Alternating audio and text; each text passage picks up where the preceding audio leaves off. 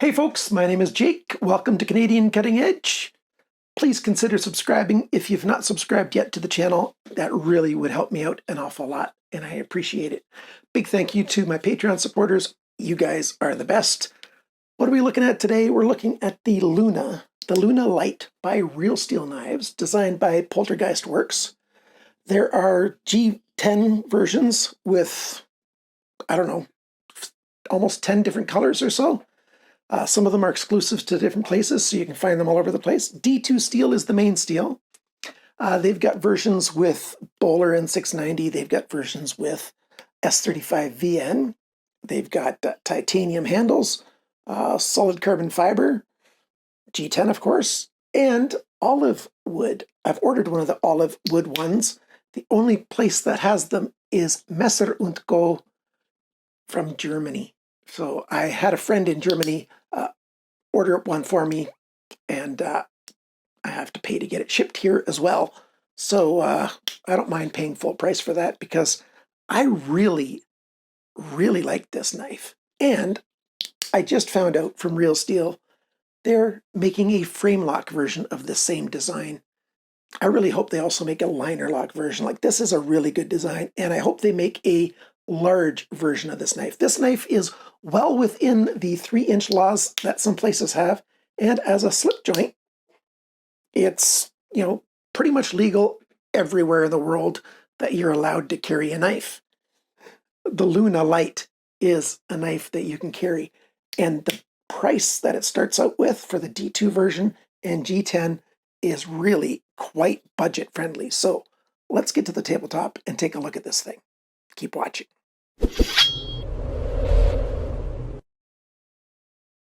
Before I show you the size of this knife, let's take a look at some pictures of the different versions of this.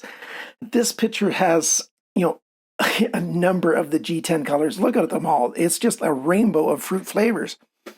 You can get them in just about any color you want that way. The carbon fiber one, now this looks really nicely done. And here's a picture of the wooden one. Like, that olive wood is really nice. And you can get it two different ways. You got the olive wood, or you can get it the olive select, which is going to be probably a more grained version, like a different part of the tree, or maybe, where the grain goes in different directions. I'm not sure, but that's what I ordered. And you can get it with or without the pocket clip in the wooden version. So that's quite nice. I wish the G10 version came either way, but you can, take off the pocket clip if you want to. It's not left and right friendly, unfortunately. But yeah, the titanium version, I didn't show you that yet either. Doesn't that look nice? Titanium. It's got the same size blade. Yeah, you choose which one you want. Make sure that you know exactly which one you're getting because of those 3 different types of steels and those 4 different types of handle materials. Let's do a size comparison with the Ontario Rat one. Put that on the screen there. Yeah, it is definitely a smaller knife. It's not anywhere near the same size. It's a whole lot thinner. It's, lighter. It's, a smaller knife. This is a pocket knife that just really works well. The pocket clip works well to climb over the pocket. Let's take a look at that right now. And I'll put it up here. Just slides in, and it slides in all the way to the bottom, no problem. Of course, this is the main pocket here. It just sort of hides a small clip, so... And yet, that spring's got enough retention that it doesn't move around the pocket or come loose and stuff, so that's really well done. The screws here, they are T6 screws, but these are flush screws, which are quite nice. I think they're custom made for Real Steel like that instead of button screws. You've got the pivot screw here. That's a T8, and it's just flush on this side. It's, well made that way. You get a little bit of a milling here for your grip for your index finger, and then well chamfered on the other parts of it there on the handle. Maybe I should have bought one with a brighter colors so you could see these distinctive things better. The lanyard hole, it's milled away just a little bit on the sides. Let's see if I can get a... just so that it doesn't bulk out that much with paracord. That's well done. I like that. And see, this back spring just stays one piece of steel all the way down up to, the end on the handle right there. Well done. We've got a fuller that starts right at the ricasso and goes all the way down. It's a very good spot. You can use it as a nail neck if you want to, but just pinch with your fingers and open the knife. Wouldn't this be nice as a front flipper? I think this thing would be nice as a front flipper. But now let's look at the blade. By the way, Poltergeist Works is the designer right here. This one's D2 steel. We've got a blade that comes about half of the way, maybe a little bit more, maybe almost 2/3, and then it starts tapering down towards the tip. Now that it's focused, it's got, oops, it lost its focus on the tip there. Now we're back. So fairly thin tip on that blade. Yeah, it'll break if you pry with this thing. Sharpener's choil, plenty big enough for what you need. Nice belly. Functional knife. It's really good, for opening packages. Any delicate work at that tip there, no problem at all. The spine of the blade takes not an awful lot of pressure to start closing, but then it's got instead of it's technically still a half stop, but it's, a third of the way closed. There's a stop there, and then it closes down the rest of the way. So that's very good. Before you stop watching, because you don't like slip joints, this jimped area up here, when you're holding the knife like this, the knife is trying to close across that jimped area. So it's a very safe slip joint. It's not a slip joint that's just going to close on you easily, unless you grip it far at the back, and then, it could. But yeah, not so much. The way they've made this design, it's nice and safe and functional. Very light and easy to use. Let's go over all of the sizes and dimensions and such while this is on the screen. How much does this thing weigh? Most of the ones, they say it's like 47 grams or something. This guy on my scale is 50 grams. That's 1 3/4 ounces. Nice and light. The sharpness from the factory, 135 bess, because it's very nicely thin behind the grind. The cutting edge length, 6.76 centimeters, 2.661 inches. Blade length, tip to the closest spot on the handle, 7.04 centimeters, which is 2.771 inches. The blade thickness is 2.13 millimeters, which is 84/1000ths of an inch at the thickest spot. The blade depth, measured about an inch up from the sharpener's choil, 1.9 centimeters. That's 0.748 of an inch, so 3/4 of an inch. The thickness of the edge behind the grind, 0.39 millimeters, 15/1000ths of an inch. Yeah, that's why it's such a great little slicing knife, or part of it. The grind angles are on the screen. The handle now, the handle length, measured this way, is 9.68 centimeters, 3.811 inches. The grip area, it's right around 9 centimeters, about 3.5 inches, so good enough for big hands. Remember, guys, my hands are in the extra large range, and it just fits in here.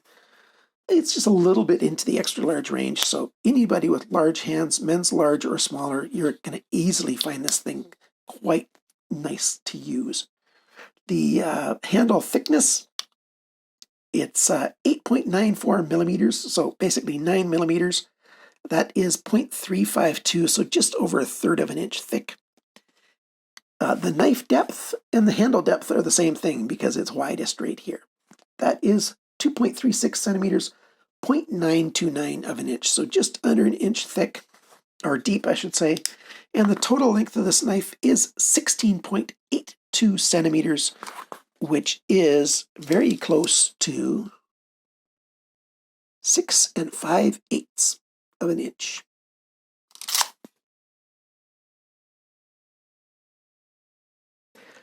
Here it is partially taken apart. phosphor bronze washers, which are quite nice, and they go against the blade, and then they sit against the G10, which is not a problem at all. These kind of washers are punched out, so one side has got just a tiny little ridge on it, so you can see those little markings there. That side goes down, and then the shiny side is the side that moves, well, the blade moves against. Works just fine. You don't need any more than that. There's the screws, nicely made screws. And here's how a slip joint works if you've not seen one before. This piece of steel back here acts as a spring pushing down, very much like a back lock does. But instead of having a little tooth sticking out there that locks into the blade, you just slide it around. There's the 2/3 stop, that flat area. That's why it wants to sit there. And it goes all the way across there. So the tip becomes a stop pin, and the pressure on here keeps the blade from wanting to close on you. So if you just let go, that spring causes the blade to stay open. If I took this all the way apart, it can take a fair bit of pressure to get it back in, so I'm not going to take it all the way apart. If you have one, I usually advise don't take it all the way apart. You can get it back together, certainly you can. It's just you have to find a way to push that spring that way while you push the blade down and on. So sometimes that's tricky. You can see here on the G10, there's the screws for the pocket clip. You can also notice this pivot pin's got a flat side. They call that a D-shaped pivot pin. It keeps it from spinning around so that when you want to take the knife apart, you only have to put a screwdriver on one side. Well, you can't put it on the other side anyways. So even though it's a flat G10, they did some nice milling on the sides here and on the belly of the blade, on the belly of the handle here, just to make it a lot more comfortable, chamfering here. And then, using just not off-the-shelf button screws, but using, good screws, good hardware. Knife, how much is it going to cost you? White Mountain Knives has them on for $29.99 US. Minus the 10% that you save when you use coupon code CCE, and we're talking $26.99. So that's pretty good. The Canadian equivalent of that price is on the screen. If you want to buy these, they are at Blades Canada, which is Warriors and Wonders. $50 for the cheapest one. That's the yellow, $49.99. The other G10 ones are $52.99, and they go all the way up to $199.99 for the carbon fiber with S35VN. I don't think they've got a listing for the titanium one there or not. Who knows? Messer Und Co is the cheapest place to buy this if you are in Europe somewhere. They've got the best prices. If you are in the UK, I didn't look around a lot, but Knives and Tools has these for 35.9 British pounds, unless you want the yellow one, 24.95. So 25 pounds if you like yellow G10 and D2 steel. Yeah, this knife is not all that expensive. You can get it well within most budgets, which I really, really like that Real Steel did. Of course, a lot of people don't like slip joint knives, but as far as slip joint knives go, I like the fact that this one is one of the safest out there. But that being said, I find slip joints to be perfectly safe. If you use a knife properly, it makes no difference if it's a slip joint or a fixed blade. You're not going to have the knife close on your hand if you're using it the way knives are designed to be used. Pressure on the cutting edge, not on the back. Of course, the exception is, with fixed blades for doing some batoning if you want to. That's a different story, but as far as pocket knives goes, I really like this modern slip joint style. It looks good, it's functional, it carries light, it carries securely with the pocket clip, no hot spots from the pocket clip.